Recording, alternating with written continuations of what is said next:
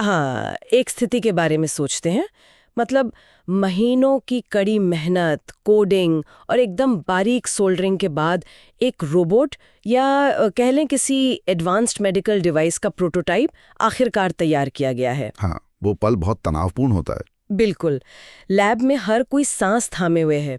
Device का power button दबाया जाता है और अचानक एक छोटी सी कैलकुलेशन की गलती या मतलब किसी गलत तार के जुड़ने की वजह से मुख्य चिप से तेज धुआं उठने लगता है। ओहो, वो तो किसी भी इंजीनियर के लिए एक बुरा सपना है ना? लाखों रुपए, महंगे कंपोनेंट्स और हफ्तों की मेहनत कुछ ही सेकंड में पूरी तरह से राख हो जाती हैं। हार्डवेयर इंजीनियरिंग की दुनिया में ये कोई कहानी नहीं है, बल्कि एक बहुत ही आम और डरावनी सच्चाई है। बिल्कुल सही कह रही हैं। ये रोज की बात है। तो क्या हो अगर इस पूरे खतरे को, इस धुआं उठने वाले डर को एक कंप्यूटर स्क्रीन के अंदर सुरक्षित तरीके से कैद कर लिया जाए?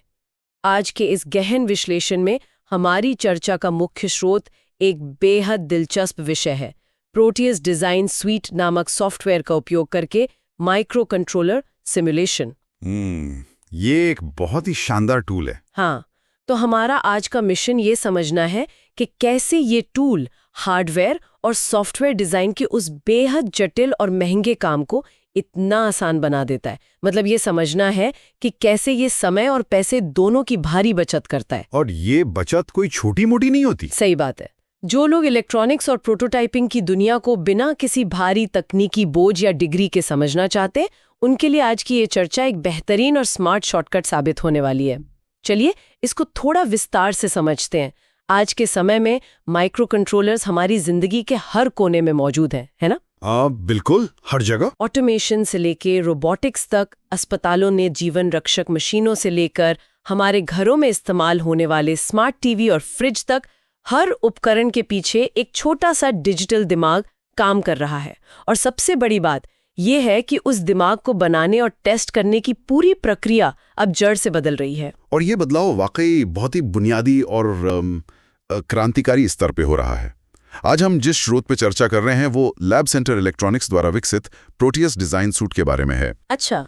इसे सिर्फ एक साधारण टूल या मतलब एक बेसिक कंप्यूटर प्रोग्राम समझने की भूल नहीं करनी चाहिए। इसे एक संपूर्ण एकीकृत वातावरण या अंग्रेजी में कहें तो इंटीग्रेटेड एनवायरनमेंट के रूप में देखा जाना चाहिए। मतलब ये सिर्फ एक ऐप नहीं है? बिल्कुल नहीं। पारंपरिक रूप से अगर देखा जाए तो किसी भी इलेक्ट्रॉनिक उपकरण को बनाने के लिए कई अलग अलग चरण होते थे। पहले कागज या किसी बेसिक सॉफ्टवेयर पर सर्किट का डिजाइन बनाना, फिर ब्रेडबोर्ड पर असली तारों से उसका परीक्षण करना, जो कि बहुत उलझन भरा काम होता है। हाँ, बहुत ज्यादा। और अंत में जाके उसका भौतिक बोर्ड यानी पीसीबी तैयार करना। ये सब बिल्कुल अलग अलग प्रक्रियाएं हुआ करती थी जिनमें अलग अलग टूल्स लगते थे। तो प्रोटियस इसमें क्या अलग करता है? इस सॉफ्टवेयर की सबसे बड़ी खासियत यह है कि यहाँ स्कीमेटिक कैप्चर यानी सर्किट का नक्शा बनाना, सिमुलेशन और पीसीबी डिजाइन, ये तीनों जटिल चीजें एक ही जगह पर एक ही स्क्रीन पर मिलती हैं। अरे वाह! मतलब ये केवल एक डिजिटल कैनवस नहीं है, बल्कि कंप्यूटर के अंदर चलने वाली एक पूरी की पूरी हाईटेक प्रयोगशाला है। ये अवधारणा अपने आप में बहुत शक्तिशाली लगती है। मतलब अगर इसे समझने के लिए एक एनालॉजी का उपयोग किया जाए तो सीधे हार्डवेयर पर काम करना वैसा ही है जैसे बिना किसी ब्लूप्रिंट के या बिना किसी योजना के एक बहुमंजिला इमारत बनाना शुरू कर देना। बहुत सटीक उदाहरण है ये, है ना? ईंटें रखी जा रही हैं, सीमेंट लगाया जा रहा है और तीसरी मंजिल पर पहुंचकर अचानक पता चलता है कि पानी की पाइपलाइन के लिए तो जगह ही नहीं छोड़ी गई। अब क्या होगा? बनी हुई पूरी दीवार तोड़नी पड़ेगी। और हार्डवेयर में भी ठीक यही होता है। एक गलती का मतलब है कि पूरा सर्किट खराब हो सकता है और शून्य से शुरुआत करनी पड़ती है। बिल्कुल। बल्कि इमारत वाले उदाहरण से भी ज्यादा इसे एक फ्लाइट सिम्युलेटर की तरह देखना ज्यादा सटीक होगा। जैसे एक पायलट असली हवाई जहाज उड़ाने से पहले एक सिम्युलेटर में हजारों बार बिना किसी जानमाल के नुकसान के क्रैश लैंडिंग की प्रैक्टिस कर सकता है, वैसे ही एक इंजीनियर यहाँ हजारों बार अपने सर्किट को क्रैश कर सकता है। हाँ, और यहाँ सबसे हैरतअंगेज बात यह है कि प्रोटियस इस दीवार तोड़ने या हवाई जहाज क्रैश होने वाले वास्तविक नुकसान को पूरी तरह से खत्म कर देता है। हमारे स्रोत में कॉस्ट इफेक्टिव प्रोटोटाइपिंग यानी किफायती प्रोटोटाइपिंग के सिद्धांत पर बहुत जोर दिया गया है। किफायती प्रोटोटाइपिंग मतलब पैसे बचाना। बिल्कुल। जब कोई डिजाइनर इस वर्चुअल वातावरण में काम करता है तो भौतिक हार्डवेयर को छूने से बहुत पहले ही सर्किट और माइक्रो कंट्रोलर की बारीक से बारीक गलतियों को पकड़ लिया जाता है। इससे तो बहुत पैसा बचता होगा। सीधा और बहुत बड़ा असर, प्रोजेक्ट की लागत और उसमें लगने वाले समय पर पड़ता है। डिजाइनर्स को तेजी से बदलाव करने, जिसे उद्योग की भाषा में रैपिड इटरेशन कहा जाता है, उसकी पूरी आज़ादी मिलती है। अच्छा, तो उन्हें इंतजार नहीं करना पड़ता। हाँ, इसका मतलब है कि अगर कोई विचार काम नहीं कर रहा है तो उसे बदलने में हफ्तों का इंतजार नहीं करना पड़ता। अगर सिमुलेशन में कोई तार गलत जुड़ गया है या कोई शॉर्ट सर्किट हो गया है तो असली सिलिकॉन चिप नहीं चलेगी। सिर्फ एक एरर मैसेज आ जाएगा। बिल्कुल, बस स्क्रीन पर एक एरर मैसेज आएगा, लॉजिक को उसी वक्त सुधारा जाएगा और कुछ ही सेकंड में फिर से टेस्टिंग शुरू हो जाएगी। ये विकास की गति को कई गुना बढ़ा देता है। यहाँ बात सच में बहुत दिलचस्प हो जाती है। स्रोत में वर्चुअल इंस्ट्रूमेंट्स यानी वर्चुअल उपकरणों का जिक्र किया गया है, जैसे ऑसिलोस्कोप, सिग्नल जनरेटर और लॉजिक एनालाइजर, जो कि असल में बहुत महंगे होते हैं। वही तो, आम भौतिक दुनिया में किसी भी अच्छी लैब में ये उपकरण बहुत भारी होते हैं और इनकी कीमत लाखों में होती है। लेकिन इन सब बातों को सुनकर एक बहुत ही स्वाभाविक सी उलझन दिमाग में आती है और मैं यहाँ थोड़ी चुनौती देना चाहूंगी। जी, पूछिए। क्या ये सॉफ्टवेयर सिर्फ सर्किट की एक बहुत अच्छी और रंगीन सी डिजिटल ड्राइंग बनाने के लिए है? मेरा मतलब है, क्या ये असल में उस माइक्रो कंट्रोलर के अंदर का असली कोड चलाकर दिखा सकता है, या ये सिर्फ एक चतुर एनिमेशन है जो ये दिखावा कर रहा है कि चीजें काम कर रही हैं? ये उलझन बहुत ही आम है, लेकिन इसे सिर्फ एक ड्राइंग या एनिमेशन समझना इस तकनीक को बहुत अंडर एस्टिमेट करना होगा। ये कोई प्री रिकॉर्डेड वीडियो या साधारण एनिमेशन बिल्कुल नहीं है। तो फिर ये कैसे काम करता है? यहीं पर इस सॉफ्टवेयर की सबसे बड़ी ताकत VSM यानी वर्चुअल सिस्टम मॉडलिंग की अवधारणा सामने आती है। ये समझना जरूरी है कि VSM काम कैसे करता है। ये सॉफ्टवेयर असल में भौतिकी के नियमों और जटिल गणितीय समीकरणों का उपयोग करके काम करता है। अच्छा, गणित के जरिए? हाँ, जब सिमुलेशन प्ले किया जाता है तो सॉफ्टवेयर हर एक मिलीसेकंड में ये गणना करता है कि किस तार में कितना करंट बह रहा है और कहाँ वोल्टेज ड्रॉप हो रहा है। ये उस कोड को ठीक उसी तरह पढ़ता और प्रोसेस करता है जैसे कोई असली भौतिक हार्डवेयर करेगा। सच में? बिल्कुल। इसके अलावा VSM एनालॉग और डिजिटल दोनों हिस्सों का एक साथ को-सिमुलेशन करता है। एक मिनट, को-सिमुलेशन से ठीक क्या मतलब है? क्या डिजिटल और एनालॉग सिग्नल एक साथ काम कर सकते हैं? हाँ, बिल्कुल कर सकते हैं। इसे ऐसे समझा जा सकता है, मान लीजिए एक डिजिटल माइक्रो कंट्रोलर किसी एनालॉग तापमान सेंसर से जानकारी ले रहा है और उसके आधार पर एक एनालॉग मोटर की गति को नियंत्रित कर रहा है। ठीक है। भौतिक दुनिया में एनालॉग सिग्नल्स लगातार बदलते रहते हैं, उनमें उतार चढ़ाव होता है। प्रोटियस का VSM इंजन उन दोनों के बीच के उस जटिल संवाद को वास्तविक समय में सिमुलेट करता है। वह गणितीय रूप से तय करता है कि डिजिटल चिप को वह एनालॉग उतार चढ़ाव कैसा महसूस होगा। ये तो बहुत ही जटिल प्रक्रिया है। हाँ, और अगर हार्डवेयर सपोर्ट की बात करें तो स्रोत से जुड़े अक्सर पूछे जाने वाले प्रश्न ये स्पष्ट करते हैं कि ये इंडस्ट्री के लगभग सभी प्रमुख माइक्रो कंट्रोलर्स को सपोर्ट करता है। जैसे कि कौन-कौन थे? चाहे वो माइक्रोचिप का लोकप्रिय पिक आर्किटेक्चर हो, एटमिल का EVR हो जो आर्डिनो जैसे बोर्ड्स में इस्तेमाल होता है, या फिर आजकल के स्मार्टफोन्स और एडवांस डिवाइस में इस्तेमाल होने वाली शक्तिशाली ARM Cortex M सीरीज हो। मतलब लगभग सभी प्रमुख चिप्स? हाँ, साथ ही सिर्फ डिजिटल चिप्स ही नहीं, पूरी तरह से एनालॉग सर्किट जैसे ऑपरेशनल एम्पलीफायर और इलेक्ट्रॉनिक फिल्टर भी इसमें पूरी सटीकता के साथ टेस्ट किए जा सकते हैं। ये भौतिक दुनिया की एक बहुत ही गहरी और सटीक गणितीय नकल है। इसका मतलब है कि ये पूरी तरह से असली दुनिया के भौतिक नियमों का डिजिटल रूप में पालन कर रहा है, और वो भी बिना किसी भौतिक पुर्जे के। ये अपने आप में किसी जादू से कम नहीं लगता। हाँ, तकनीक का जादू ही कह लीजिए। लेकिन अब सवाल ये उठता है कि एक आम डेवलपर या इंजीनियर के लिए ये सफ़र असल में शुरू कैसे होता है। मतलब अगर किसी को बिना एक भी तार खरीदे इस वर्चुअल लैब में कदम रखना हो, तो सॉफ्टवेयर की खाली स्क्रीन से लेकर एक असली काम करने वाले हार्डवेयर तक पहुंचने का वो तार्किक रास्ता कैसे तय किया जाता है? ये एक बहुत ही व्यवहारिक सवाल है। इस पूरी विकास यात्रा को एक बहुत ही सुव्यवस्थित डेवलपर जर्नी के रूप में देखा जा सकता है। हम इसे 5 कदमों में बांट सकते हैं। कहानी शुरू होती है पहले कदम से, यानी बुनियादी ढांचे या इंस्टॉलेशन से। ठीक है, डाउनलोड और इंस्टॉल करना। हाँ, इसे लैब सेंटर इलेक्ट्रॉनिक्स की वेबसाइट से प्राप्त किया जाता है। यहाँ स्रोत में एक तकनीकी स्पष्टीकरण दिया गया है कि ये टूल मुख्य रूप से विंडोज ऑपरेटिंग सिस्टम के लिए डिजाइन किया गया है। और जो लोग मैक या लाइनेक्स चलाते हैं उनका क्या? आज के दौर में जहाँ बहुत से डेवलपर्स लिनक्स या मैकओएस इस्तेमाल करते हैं, उनके लिए भी रास्ते बंद नहीं है। वे वाइन या पैरेलल्स जैसे वर्चुअलाइजेशन सॉफ्टवेयर के जरिए इसे अपने सिस्टम पर बिना किसी रुकावट के चला सकते हैं। चलिए, मान लेते हैं कि सॉफ्टवेयर कंप्यूटर में आ गया और खुल गया, लेकिन सामने तो सिर्फ एक खाली ग्रिड या खाली स्क्रीन है। हाँ, शुरुआत में वैसा ही दिखता है। असली लैब में तो इंजीनियर दराज खोलते हैं और उसमें से रेजिस्टर, कैपेसिटर या माइक्रो कंट्रोलर की चिप्स निकालते हैं।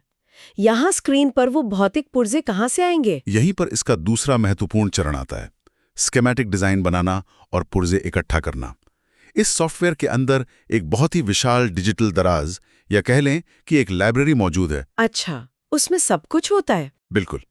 इस लाइब्रेरी में हजारों लाखों कंपोनेंट्स पहले से ही मौजूद हैं।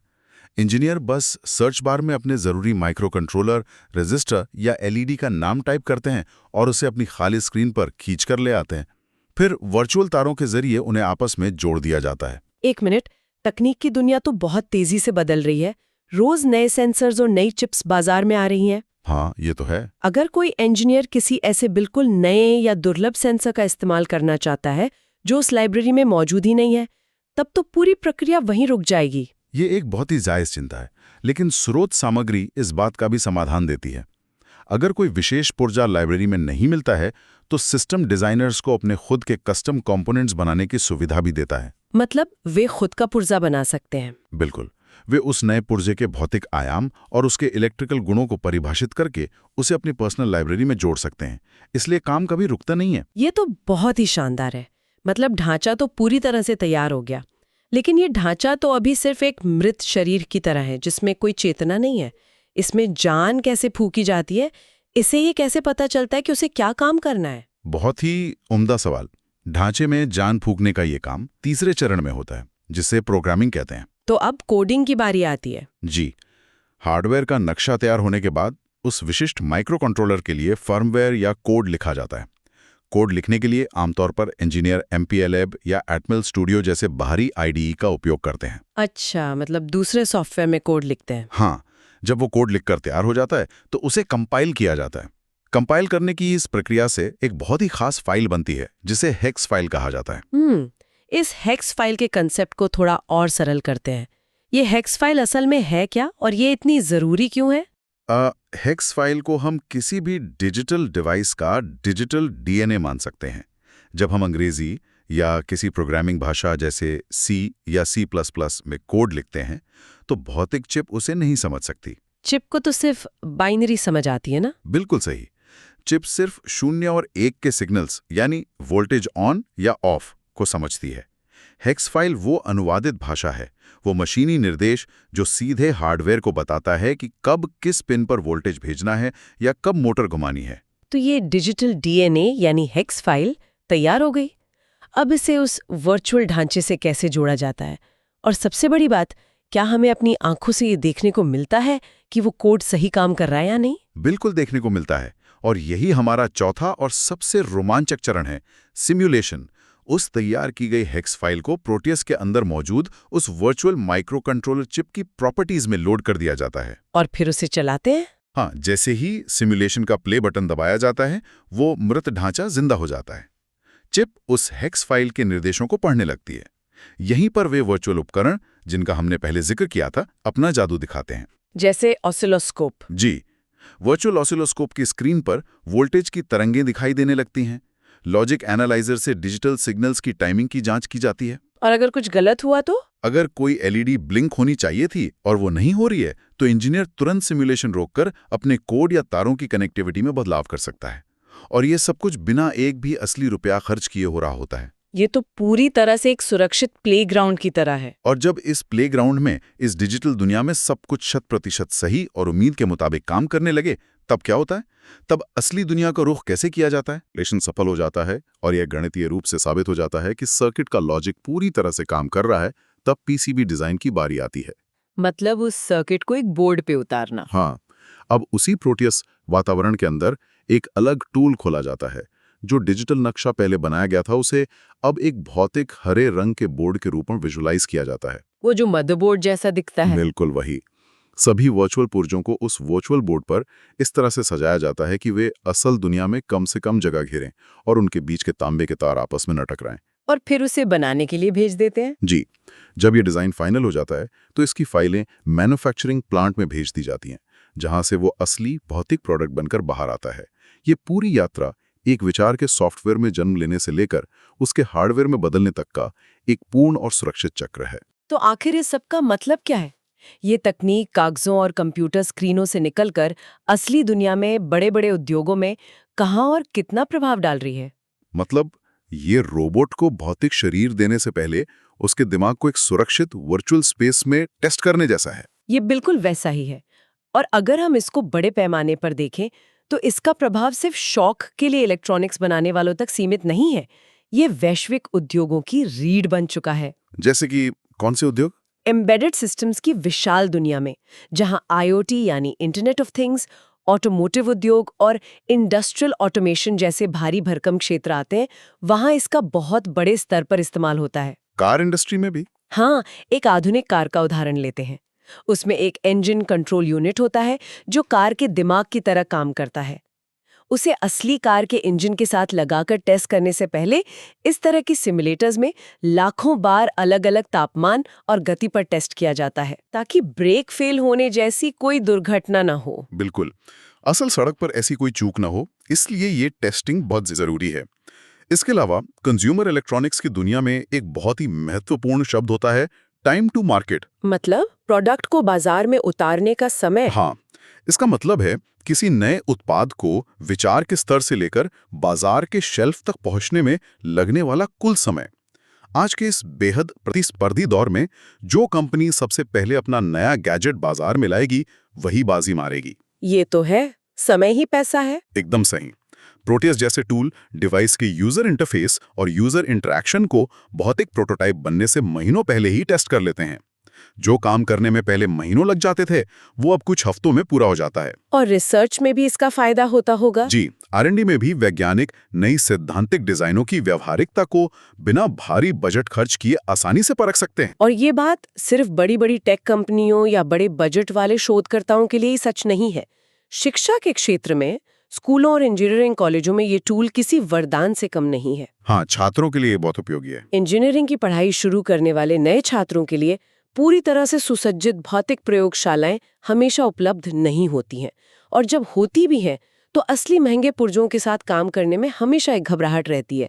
मतलब गलत तार जुड़ने से शॉर्ट सर्किट होने का डर या कॉलेज के किसी महंगे कंपोनेंट के खराब हो जाने का डर। वो डर तो हमेशा रहता है। लेकिन ये टूल सीखने का एक पूरी तरह से जोखिम मुक्त माहौल प्रदान करता है। शिक्षा के नजरिए से ये वाकई एक बहुत बड़ी क्रांति है। जब कोई छात्र किसी जटिल सिद्धांत को सिर्फ ब्लैक बोर्ड पर पढ़ने के बजाय अपनी कंप्यूटर स्क्रीन पर सर्किट के अंदर सिग्नल्स के बहाव को अलग-अलग रंगों में अपनी आंखों के सामने विजुअलाइज करता है, तो विषय की समझ बहुत गहरी हो जाती है। विजुअल लर्निंग हमेशा बेहतर होती है। बिल्कुल, स्रोत सामग्री ये स्पष्ट रूप से रेखांकित करती है कि ये टूल शुरुआती लोगों के लिए बहुत ही यूजर फ्रेंडली है। इसमें बहुत सारे ट्यूटोरियल्स और पहले से बने हुए सैंपल प्रोजेक्ट्स उपलब्ध हैं, जिन्हें देखकर कोई भी आसानी से सीख सकता है। इस पूरी विस्तृत चर्चा को अगर समेटा जाए तो ये बात बिल्कुल शीशे की तरह साफ हो जाती है कि प्रोटियस डिजाइन स्वीट केवल तारों को जोड़ने या सर्किट का चित्र बनाने का कोई साधारण टूल नहीं है। ये सीखने वालों, डीप रिसर्च करने वालों और दुनिया भर के पेशेवर इंजीनियर्स के लिए नवाचार और रचनात्मकता को नई उड़ान देने का एक बेहद शक्तिशाली माध्यम है। बिल्कुल सही कहा। आज के इस दौर में जहां हर रोज नई चिप्स, नए सेंसर्स और नई तकनीकें बाजार में आ रही हैं और जानकारी का इतना भारी ओवरलोड है, वहां ये स्रोत उस तकनीकी शोर और अव्यवस्था को कम करता है। ये हार्डवेयर विकास की उस पुरानी, धीमी और महंगी प्रक्रिया को पूरी तरह से बदलकर उसे तेज, ज्यादा सुरक्षित और कहीं अधिक भरोसेमंद बनाता है। हाँ, ये विकास की गति को बदल देता है। सीधे शब्दों में कहें तो ये इंसानी विचारों को भौतिक रूप देने का आज की तारीख में सबसे स्मार्ट शॉर्टकट है। इस पूरी तकनीकी गहराई को समझने के बाद इससे एक बहुत जरूरी सवाल उठता है। आज हमने विस्तार से देखा कि कैसे सिमुलेशन की तकनीक इतनी उन्नत और शक्तिशाली हो गई है कि वो असली हार्डवेयर के हर एक सिग्नल, हर एक गणितीय वोल्टेज ड्रॉप की बिल्कुल सटीक और दोषरहित नकल कर सकती है। जी, हमने यही समझा। तो स्रोत सामग्री में दी गई इस जानकारी के आधार पर एक विचार मन में आता है। अगर कोई सॉफ्टवेयर वास्तविक दुनिया के भौतिक हार्डवेयर, माइक्रो कंट्रोलर्स और जटिल सर्किट के व्यवहार को इतनी पूर्णता के साथ सिमुलेट कर सकता है, तो क्या भविष्य में भौतिक वर्कबेंच, सोल्डरिंग आयरन और मल्टीमीटर की जरूरत पूरी तरह से खत्म हो जाएगी? ये एक बहुत ही दिलचस्प विचार है। क्या आने वाले कुछ दशकों में हार्डवेयर इंजीनियरिंग का निर्माण पूरी तरह से एक वर्चुअल कला बनकर रह जाएगा, जहां कोई भी इंसान कभी किसी असली तार या चिप को छुए बिना ही दुनिया के सबसे जटिल इलेक्ट्रॉनिक सिस्टम डिजाइन कर लेगा और उसे सीधा प्रिंट होने के लिए भेज देगा? यह एक ऐसा विचारोत्तेजक और गहरा सवाल है जो इस पूरी चर्चा के समाप्त होने के बाद भी दिमाग में गूंजता रहता है। शुरुआत में जो हमने ब्लूप्रिंट और बिना ब्लूप्रिंट के घर बनाने वाला या फ्लाइट सिम्युलेटर वाला उदाहरण देखा था, वो फिर से याद आता है। बिल्कुल। शायद तकनीकी विकास का एक समय ऐसा आएगा जब वो डिजिटल ब्लूप्रिंट या वो सिमुलेशन ही इतना ज्यादा वास्तविक हो जाएगा कि हमें शुरुआती स्तर पर ईंट, गारे या भौतिक तारों की जरूरत ही महसूस न हो। या फिर शायद भौतिक दुनिया का वह स्पर्श, वो असली तारों को अपने हाथ से मोड़ने का एहसास हमेशा जरूरी रहेगा, क्योंकि आखिरकार मशीनें इसी भौतिक दुनिया में काम करती हैं। ये तो आने वाला वक्त ही बताएगा। यह आगे सोचने और खुद से सवाल करने के लिए एक बहुत ही शानदार विषय है। आज के इस गहन विश्लेषण और विस्तृत चर्चा में बस इतना ही। कंप्यूटर स्क्रीनों के अंदर बसने वाली इस आभासी दुनिया और हमारी असली भौतिक दुनिया के बीच के इस लगातार बदलते और दिलचस्प रिश्ते पर विचार करते रहिए।